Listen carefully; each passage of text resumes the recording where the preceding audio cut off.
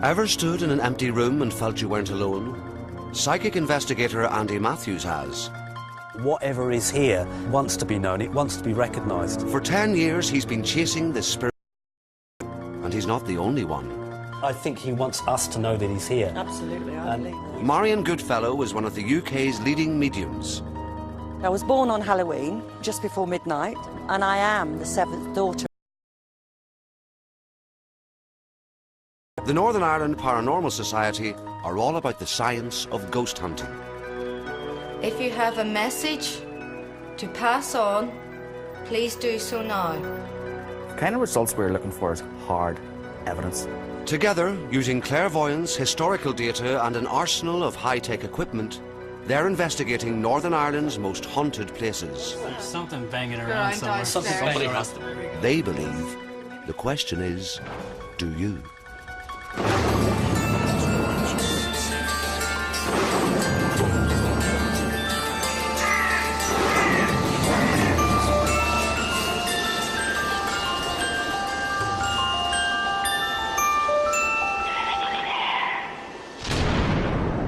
Psychic investigator Andy Matthews has come to Woburn House in County Down. A training college run by the Northern Ireland Prison Service, this Georgian mansion has had an interesting, and some would say, checkered past.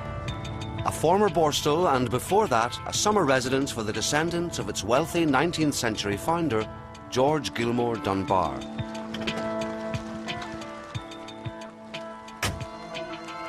Wow. So that's Woburn House. But Woburn has a more sinister reputation too.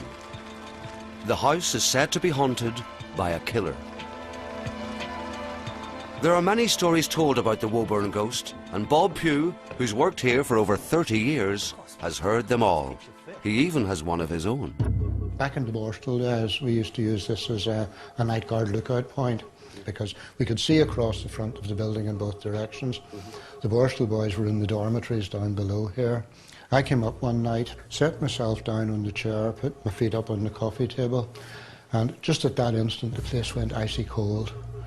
And it was a really warm summer's night. It was the middle of summer. There were no windows open? No windows were open. The place was really warm prior to that. Went icy cold. I felt shivery, so I went to get up, and I felt as though someone had put their arms around me and grabbed me from behind, and I couldn't move. So I eventually got my feet down off the coffee table, and I went to get up, and again I was completely being held, just held in one position. And I thought, now the other fellows are downstairs. If I shout, at least one of them will hear me downstairs. And at that moment it was as if a hand went over my mouth. No. And I couldn't move, I couldn't open my mouth to shout. And I began to wrestle around. I was looking over my shoulder and was saying to the other, I thought it was one of the other fellows had come up and was messing around. And I said to him, like, for goodness sakes, let go, you know. And I looked around and there was nobody there. It was that strong, you actually felt? It was that strong, I actually felt that I couldn't move. So eventually I managed to wrestle around, got down onto my knees on the floor and jumped up. Of course there was nobody there and the place just warmed up again. But I know for a fact that there was something. And I honestly felt it was quite frightening at the time. So it has got the power and energy, whatever it is There here, appears to be, yes. to be able to manifest and break through and grab hold of people and move things. The ghost of Woburn is known as the Butler, and Bob's not the only one here at the Prison Officer Training College to have run foul of him. It was my very first night on night guard, night duty here. This door opened. So it was shut? I had closed it. You had closed it. Yeah. But you actually came in here, shut the door, and then it was like somebody just opened it. And the thing is, with this door, it's on a very heavy spring there. As I came to the door to see who had opened it, I was met by what I would call a barrier of steam. This steam was freezing cold, very cold. So I hastily got out of that room and made my way back to the office. And my colleague was there as I walked through the door, and I said to him, "What are you at? What's the game here? What are you doing?" And he immediately said, "Oh, you've been visited by the butler." The butler? The butler.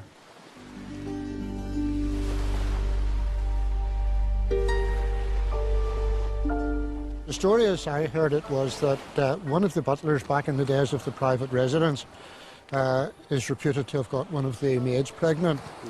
And the story is that he was supposed to have killed her, taken her body onto this headland, threw it into the sea, and come back and gone into the building, into the very room that I have as an office now, and hanged himself in that room. He actually hanged himself in your office? Supposed to have hanged himself in that room, that's right.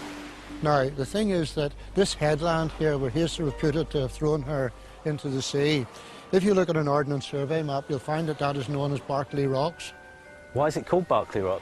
Berkeley was his name, and so this became Berkeley Rocks. That's where he supposedly dumped her This is body. where he supposedly taken her, thrown her body into the sea, come back, gone into the building, and hanged himself in the top room of the tower, which is now my office.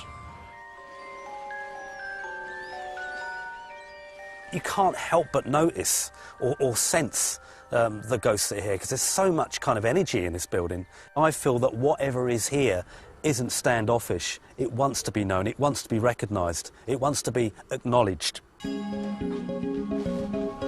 Using an array of electronics, the paranormal team will handle the technical side of this investigation. Today they'll focus on the tower room where Bob had his brush with the supernatural.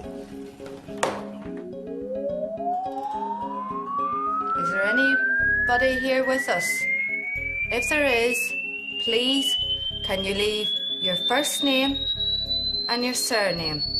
To initiate contact, and more crucially, invite a response, they'll scan an audio spectrum beyond the range of normal hearing. What we're basically doing was we're running an experiment which is called the frequency sweep. It's very similar to sort of a pink noise or a white noise experiment, but the difference being we're not using a combination of tones simultaneously, we're using one tone which then increases or ascends over time, in this case over a time period of 2 minutes. If you can you leave us your first name and surname? It's going from infrasound, which is roughly about 20 hertz, right up to ultrasound, which is roughly around about 20,000 hertz, which is just both ends outside the human sort of hearing level. If you have a message to pass on, please do so now. What we're thinking is, if there is a spirit supposedly coming through, and I mean, I'm sort of remain very sceptical about this, but it's something we have to try. If the spirits are trying to communicate with us, surely it might be easier if they're trying to work with one tone rather than working with a series of tones at the same time. Are you happy?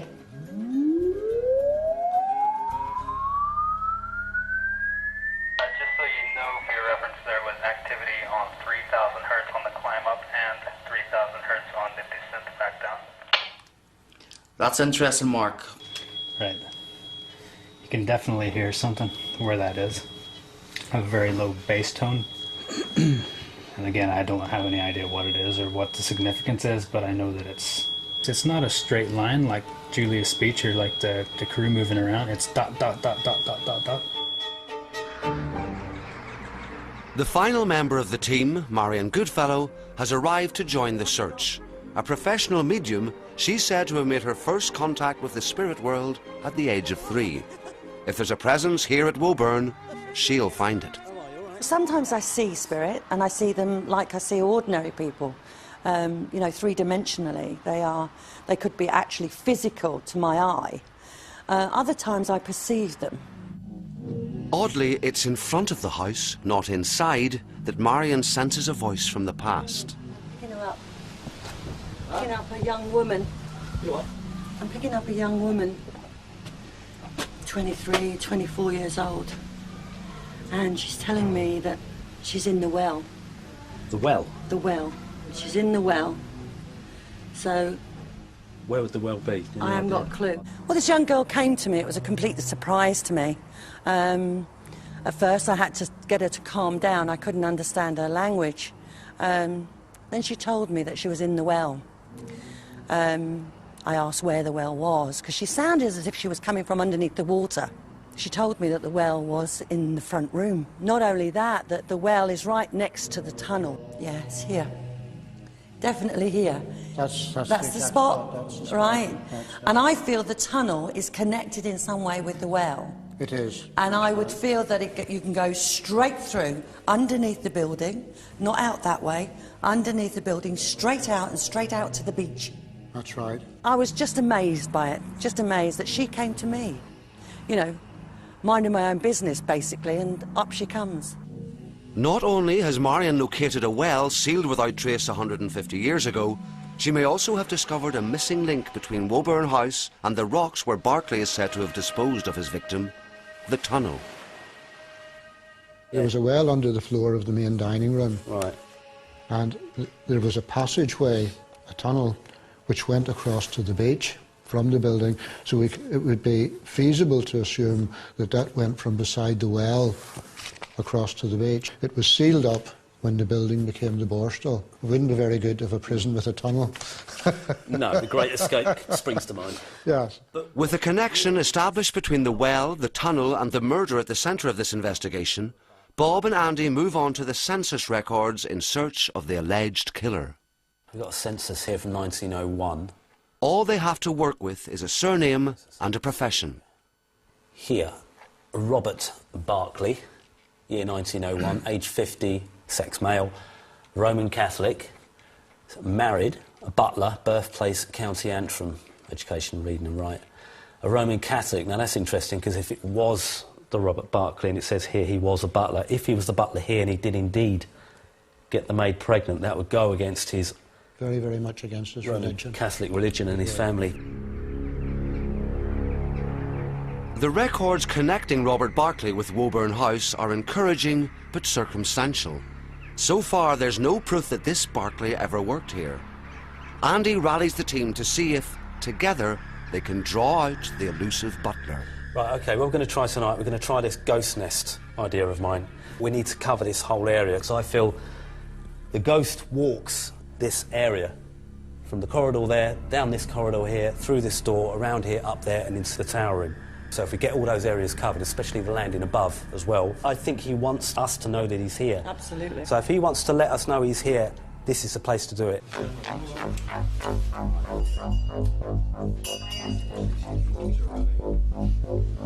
Ian! What'd you like? Let's do a check, bung the lights off. Hang on. Right. Tonight we're trying something a little different. We've put together a little nest of experiments, which I've called the ghost nest. That's it. Perfect. Let's go. Now, the purpose of this is to try and attract whatever is here into a place where it feels safe and secure.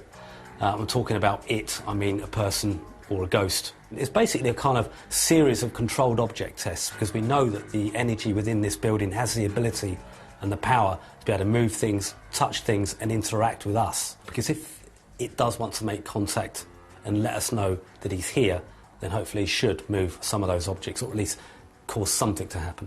The problem is, when you're looking for ghosts, the most important thing to remember... What's that?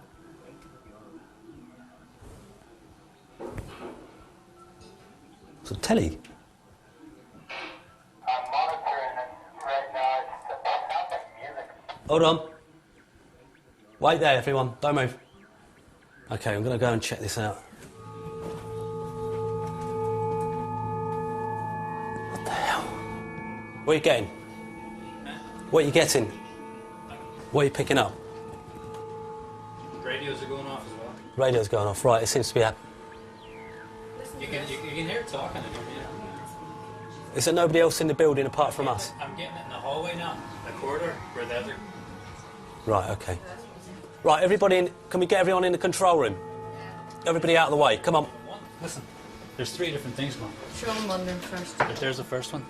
Where's that? Here? No, that's here.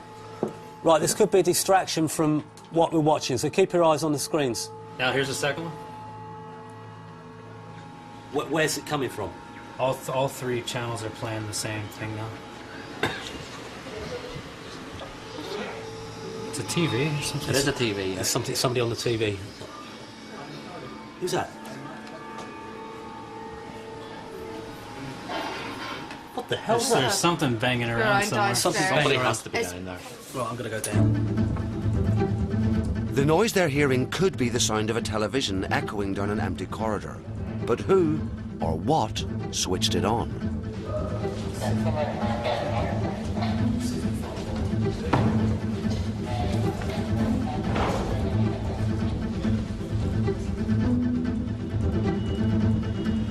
Right now, everything's playing the same thing. Where's the night watchman? Where would the night watchman be, Bob? In the front gate. The front gate. Is there any way that he can broadcast? Yeah, okay, Scotch. Bear in mind this may be some kind of decoy. Sounds a little bit loopy, but, you know, just keep an eye on them screens, yeah? Okay, Roger, we're monitoring all cameras. Andy suspects that the noise may be coming from somewhere outside the house. And he's absolutely right. You've had the thing set there and all that? There you are. False alarm then. We've established where the link came from. The guys in the front security desk have accidentally put a book on the switch, so that accounts for the radio and TV signal and the intercom going around the building, yeah? So we can scratch that, okay? Okay, over. Okay, run away back now. And the ghost nest camera, the instruments are flashing. Something just happened. Yeah. In this. Did you see that? Yeah, I did too. Something's just happened here. It's just... While Andy was outside, the equipment trained on the ghost nest began to register intense activity. And not just sound, but movement. What is going No, on? I'm hearing no. footsteps. That's light. That's big. That's got a lighter. Yeah. What the hell's going on? Where's the light coming from? I have no idea, but It has. I heard footsteps in that room. Do you see that getting lighter and darker as time or along that crease? See it? Did you see Right that? there, yeah. What's that? Look. What's That's what a I've been saying the whole time on top of that Bible. a shadow? Yeah. Let's go dark and then light. There's again. Something's down there. Shh. Can hear talking, I think. There's There's definite noise in there. Definite noise. Thump. Yeah. That's in again. there. That's in there. Someone, it seems, is trying to get through. In the room next to Andy's ghost nest, Marion attempts to make contact. This time, closely monitored by the paranormal team. I can hear her saying it over and over and over again. But you like me, but you like me. It's almost like a panicky sort of feeling, but you like me, but you like me. Andy set up the ghost nest in order to attract the butler. What's really amazing is we got the lady come through. Can you hear me, sweetheart? Whoa. She can. Carry on. Can you hear me? Yes, ma'am. Carry on. There's no discernible voice replying to Marion, but there does seem to be some kind of response. The team are hearing surges in the static after every question. Is there something you want to say to us? Yes. Whoa. That's it. She's trying Can't desperately I'm getting to get a message through to you. Is there something you want to say to us? Yes. Right. There we There go. we go. There we go. There we go. They're coming through right there. 10:30. I've been asking questions. No one else could hear the answers, but they have that wave gadget on their machinery, and they actually could see that I was getting responses to my questions. Can you hear me? Yes, we got it. Can you knock on the table where the Bible is, please? Can you knock? There on... we go. Yes. It's very easy for us to knock, to make that audible sound. Just imagine what it's like if you've got no physical body. It becomes a huge issue. Can you do this? Yep. Heard that. Got it. We were getting actually a conscious reply. Can you do this on the table where the Bible is? Andy knocked once. It responded. It knocked once. He knocked again. Twice this time.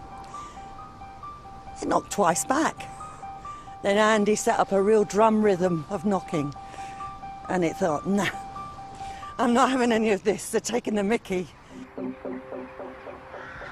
Well, I think we did have some kind of success with the ghost nest. It was a definite intelligent response. So there is something there, and once they analyse this static, generally they can find words or bits of sentences that are there, hidden within the static. The maid may have signalled her presence, but Barclay, it seems, is still at large. For another perspective on the ghostly butler, Andy visits Susan Scott. Her family once lived at Woburn House, and she's well aware of its reputation. Somewhere I remember my mother telling me that the butler had got the maid into trouble, but you know, that's just a story. I don't know.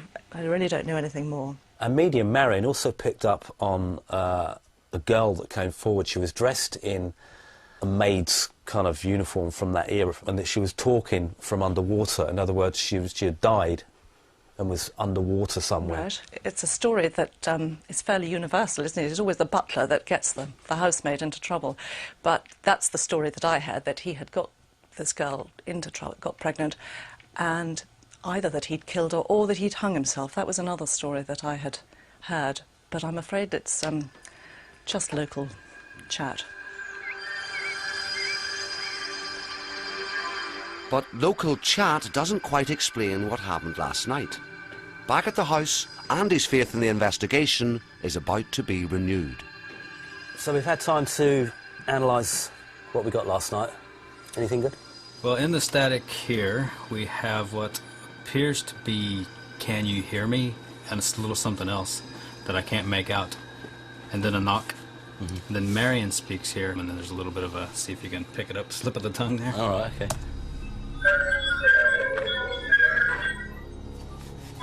It's a knock. It's Marion. Again. Shit, shoot, shoot, shit. Sounds like shit to me. Would they have used the word like shit back in the 1800s, or? Well, maybe if they've just discovered Marion is onto him. What was the question she was actually asking? Can you hear me? It's when Marion was sitting there and I was getting the static and I asked, can you confirm to him that we can hear them? Yeah. And she said something about we can hear you, and then you got that shit. So it's kind of a surprise, like... She can hear us.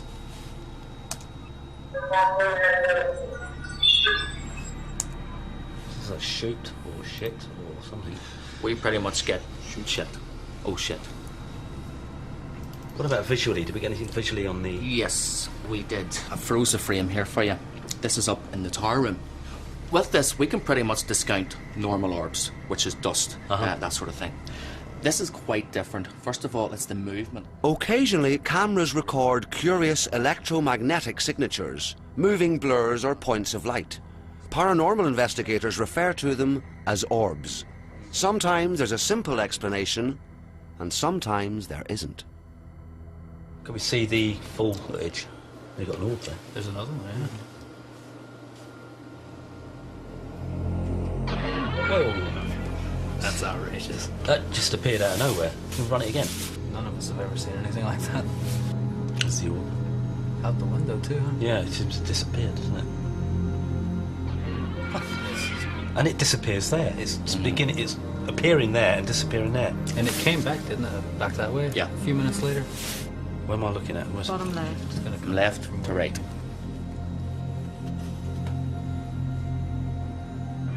Whoa! Whoa!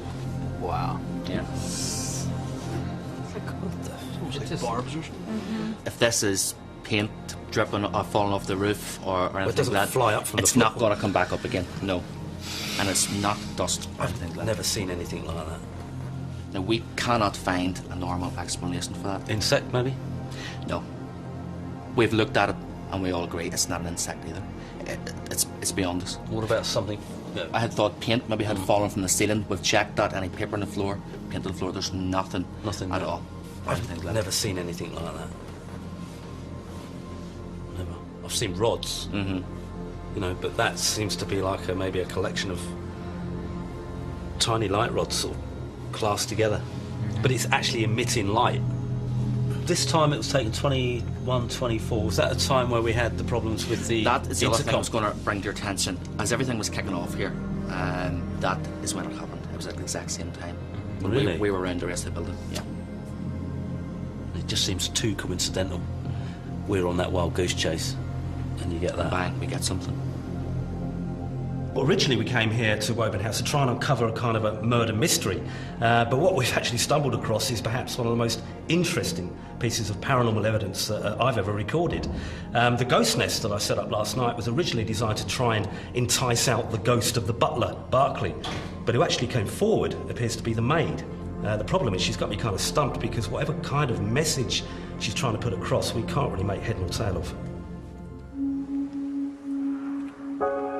The following morning, Marion is back at the spot where she made contact on the day she arrived, hoping once again to speak with the maid.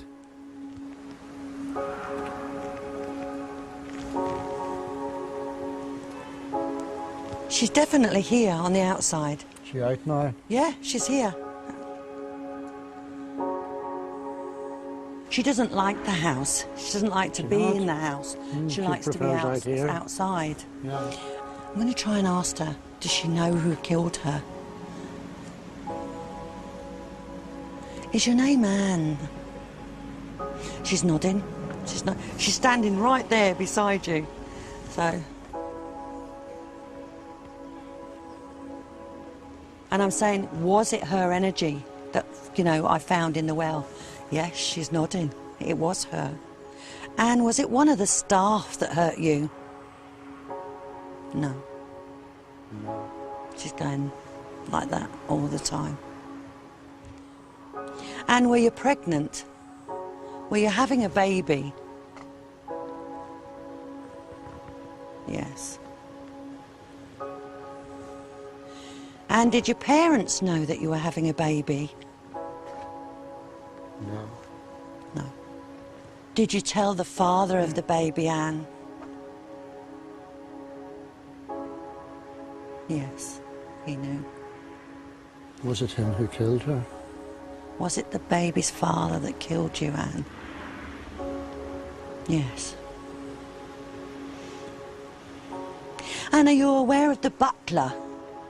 The butler. She doesn't like him.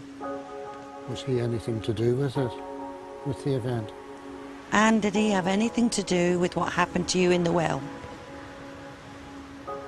No. He has nothing to do with her death at all.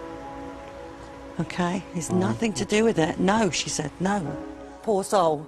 Been blamed for centuries for a murder he didn't commit. No, she was quite adamant. I asked her particularly, did the butler do it? And back, no, it wasn't the butler. No, he didn't do it, bless him. So he's vindicated after all these years. Andy and the team have confirmed almost every aspect of this story. The pregnant maid, the tunnel, the well, the murder. Every aspect, that is, except one. Barclay and the headland named after him. Perhaps the legend of Woburn, retold and refined over the years, has made a convenient scapegoat out of an innocent man. Marion believes so. The question is, do you? And next week, the team investigate a haunting at a wine warehouse. I'm saying nothing. Northern Ireland's Greatest Haunts continues same time, 10:45 next Wednesday night.